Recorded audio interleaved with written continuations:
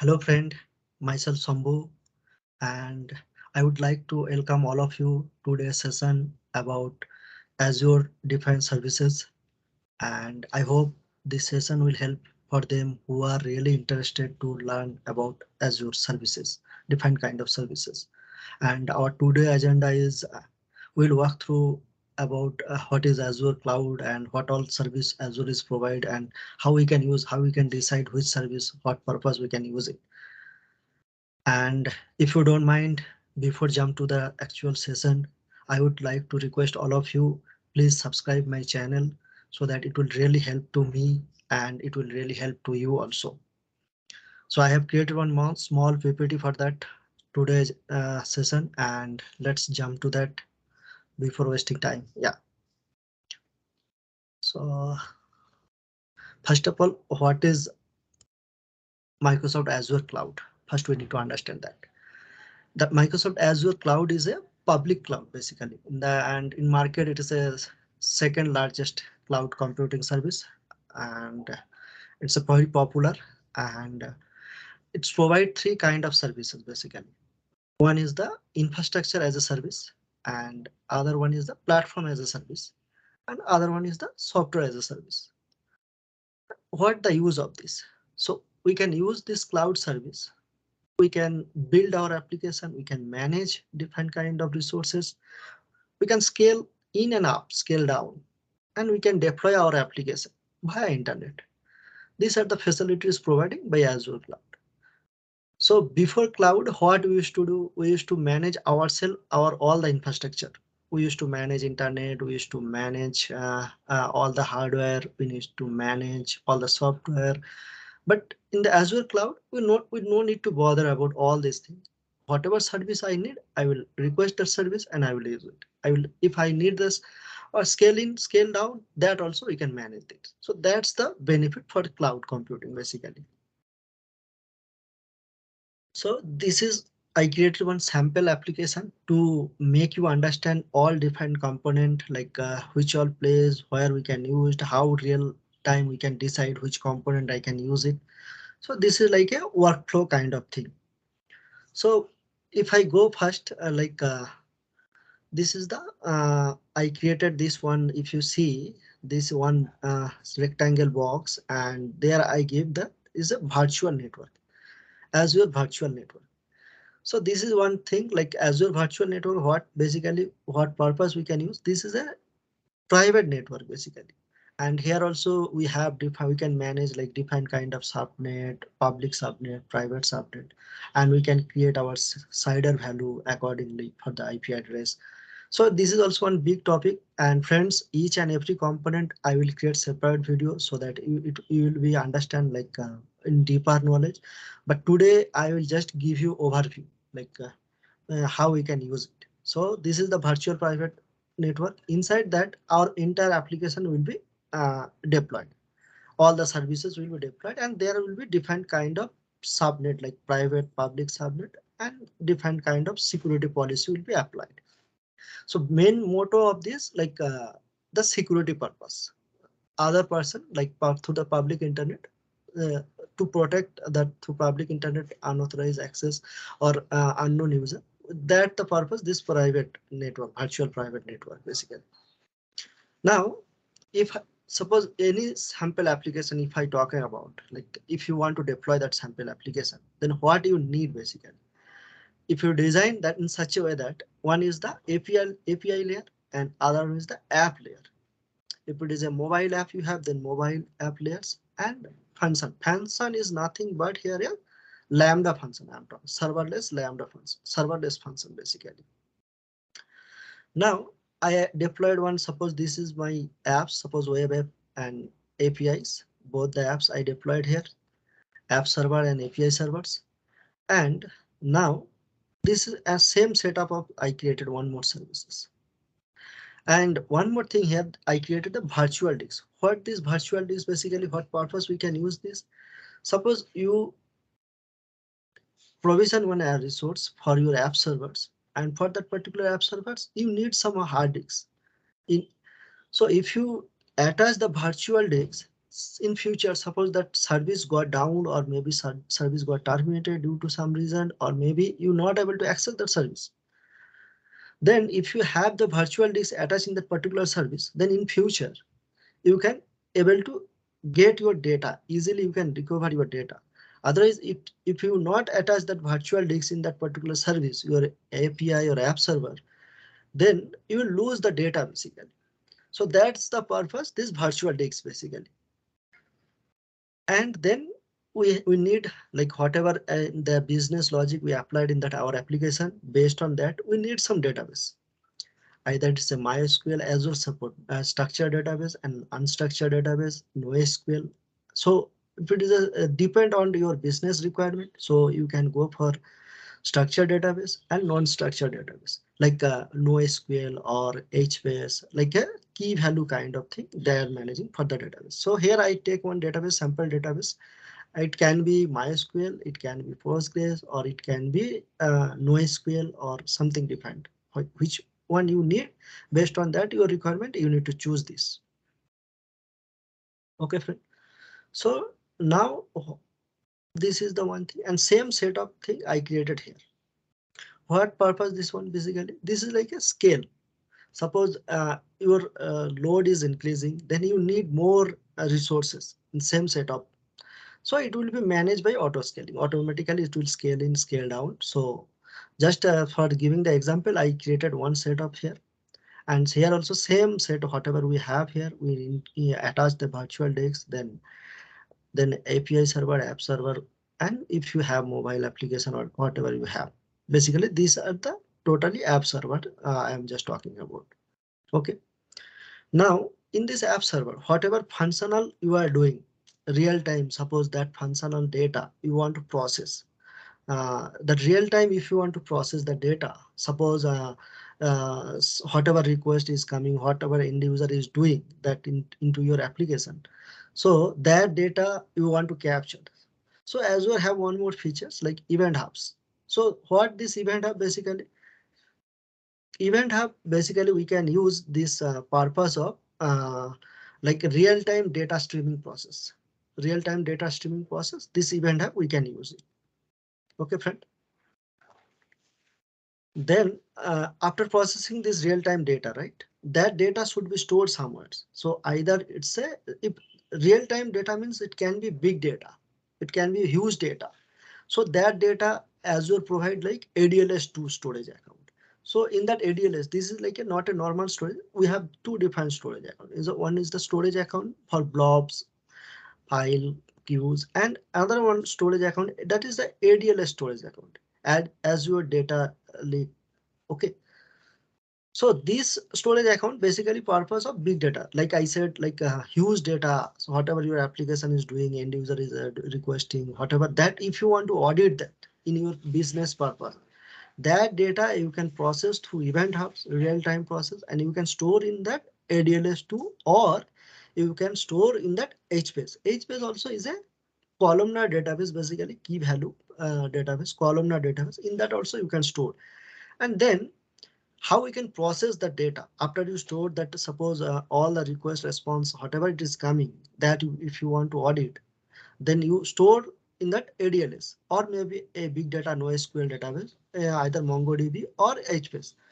Now that data you need to process according to your need. So for that purpose, Azure is providing HD inside. Okay. So what this basically, this is like a processing your, like if you want to process like Spark, like data can be processed through, this is like a service. Here we need to either you need to run like Spark or Hadoop, like based on your requirement. That Spark and Hadoop, that also like a big data component, so it's a very vast thing. So I will create a separate video for that, for Spark, how we can use that and how we can data read from HBase. That I will create separate video, friends, don't worry that. So now just as of now, just understand, okay, we can use that huge amount data, whatever data we are getting from event hub into this our storage account ADLS2. From there, if you want to process the data, then that data can be processed either through Hadoop or can be Hadoop MapReduce I am talking about, and or can be Spark. So now Spark is better than Hadoop MapReduce because of that RD, resilient database system, like basically in memory, basically because of in memory thing. Okay, so that topic I will create separate video, friends. Don't worry that one. Then after processing by Spark or maybe Hadoop MapReduce, then you need to store in data warehouse somewhere. Somewhere you need to store the data so that you can represent that data, or you can present the data as a some user friendly way, so that once you process the data through the Spark or Hadoop from that HD inside, then you are storing the data to data warehouse. Now from the data warehouse, I want to display the report, like what all request is came, how it is going on, how it is looks like, what we can do for our business. So that basically we can represent by Azure providing Power BI. In that Power BI, basically it's a look and config. There will be different kind of, either it's a bar chart or it's a pie chart. How you want to report is a table format. How you want to represent the report for the user or for the admin, you can represent that report to Power BI. That's the purpose of that Power BI. So friend, I hope this entire flow you understood how it will be used, these all these services. And this is the database service. This database service can be, like I said, it can be NoSQL, it can be MongoDB, or it can be structured database, Postgres, MySQL, Bhartika, whatever it is. Based on business requirement, you will utilize this one. Now, how, suppose let's go to the here, like you have to set up of this on, like how this scaling will happen, like how the request, suppose request, how it is coming, that how it will be distributed to different services, right? So that Azure providing the load balancer, basically this load balancer, there are two different, that also I will create separate video, friends, don't worry. So load balancer basically is a two different way we can achieve that. Either it's a classic load balancer, or network or application load balancer, that depend on your need, we can do that. So basically what it is to do load balancer, it will equally distribute your load to your different services. Suppose you have two API server, two app server, then that request, whatever request is coming, that request would be distributed to the server, different server, right? So that thing is doing by load balancer.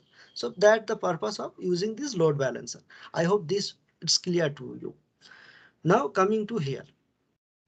So friend, before to come here, like this event hub, whatever we said, right? This one real example I can tell you. I hope everyone is using Google Chrome, right? There we used to search like Flipkart, or maybe we are searching something data, something we are doing in that activity, right? And if you in then on then if you open the Facebook, whatever, suppose you are searching Flipkart, some maybe refrigerator or something, or TV or fridge or mobile you are searching, then you will get that advertise in your Facebook wall. How it is processing, right? That event hub, like this one example I can tell you, like that it is managing whatever end user is doing, that real time that data is processing, and that based on that they are doing their business, to get the more business, they are doing that advertisement. So that's, this is like a one real example I will tell you. And now jump to this.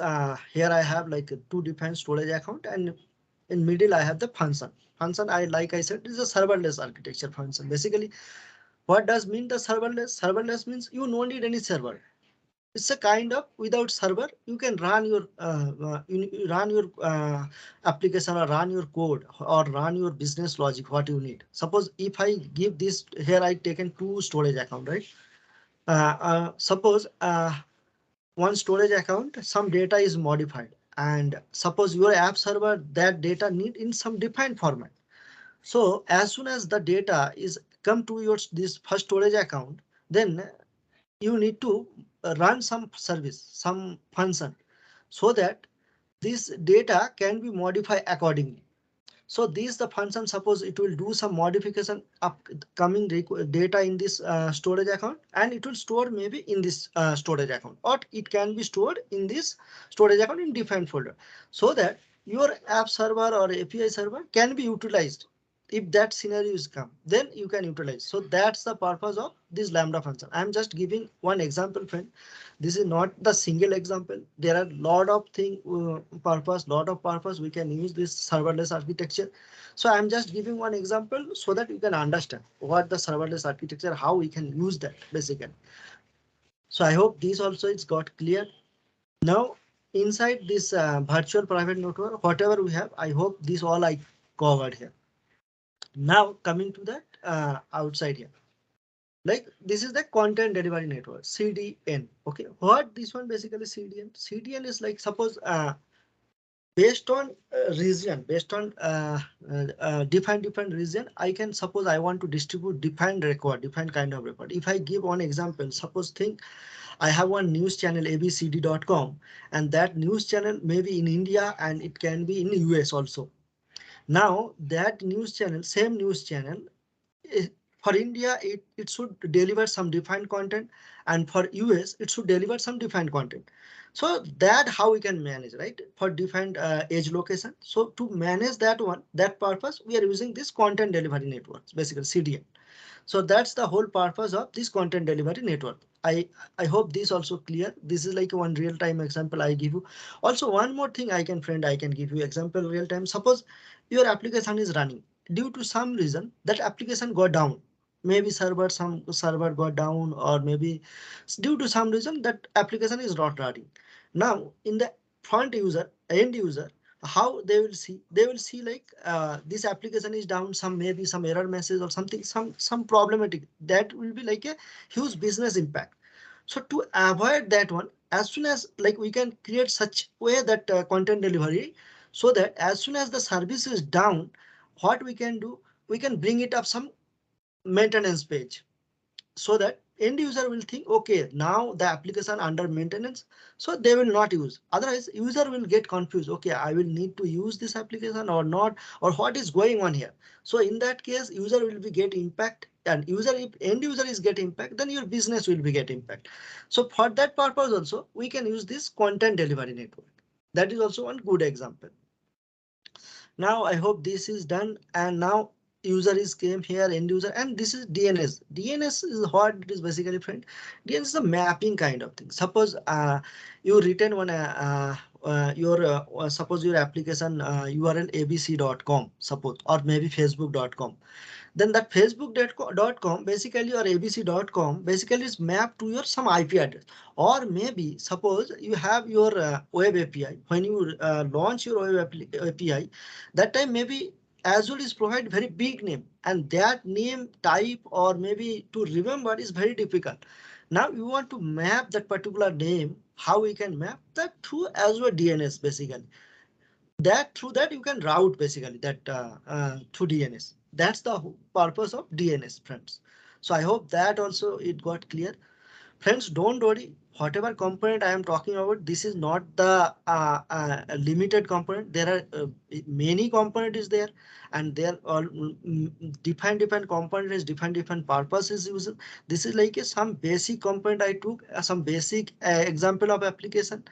And here also in my subsequent video I will create like in deep, like how this Azure virtual network is work, how subnet, private subnet, public subnet, how DNS work, how content delivery we can achieve that, how like I said here, like HD insight, like Spark, I talk about HBase Spark, right? I will create those videos, separate video about how we can use the Spark to process that big data, or how we can use that Spark to process that HBase.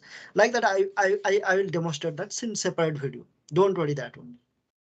Now I hope this all is clear now. Now coming to this Azure monitoring service, right? Now we deployed all the application. Now someone should be monitored, like how your application is running, right? It's any service is down, or maybe your application like that the storage is getting full, or something is happened, or maybe some because due to some reason, some database you want to monitor, or maybe you for that you need some dashboard kind of thing, monitoring dashboard, right? For as an admin you need that. So for the monitoring, Azure providing that Azure monitoring service. This is basically to monitor your EC2, monitor your this one web API or app server or function, Lambda function resource, how it is functioning, or maybe database, how it is functioning, or it is a down or not. That you can monitor through Azure monitor service. So that's the purpose for monitoring your this entire application.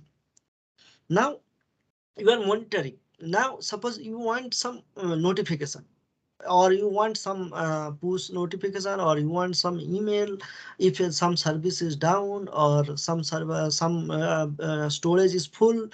So in that time you need some notification or some email. So for that, Azure is providing as your service bus basically. So this is like you can utilize this one to get the notification about your service, which all resource is running, or which all app API or database is running. For that you will get the notification. So you can configure this Azure service bus. That the purpose of Azure service bus. Now, friend, I talk about this all. Now, networking also I talk about Azure Virtual Network. Now, the security. What all security we can apply here, right? Like I my in previous video, if you see, I talk about. I will give the link in the description of this video also, so that you can get to know. Like Azure Active Directory, I told you right in that my previous video, how we can use that Azure Active Directory, how we can achieve that that for the security thing. So I explain everything there, how we can use it. So please go through that also Azure Active Directory video, so that it will be very clear to you, like how we can providing the security funds features here. Now, one more thing, we have the access control. Access control, in that my previous video I explained this also. Like access control means, like suppose in your storage account, or you want to create a group or user or service principal, and you want to give some role, like different kind of, either is a contributor role or read role, write role, different kind of owner role, many role, n number of role. If you see my previous video, there I explain everything. So that purpose, this is like a security purpose, access control and Azure Active Directory. So I hope this also clear, and in subsequent video I will create, friends, all each and every component one separate video, so that it will be very helpful to you. So I hope this all I covered here, and it will really help to you, like if you for beginning, if you want to create one application, and which all service you need and how we can manage that service. Okay, thanks for watching this video, friends. And if you feel like it's really helpful to you, so then please like this video, share with your friend, and please subscribe my channel. And I will create in separate video for all different component. So thanks for watching this video. Okay, bye.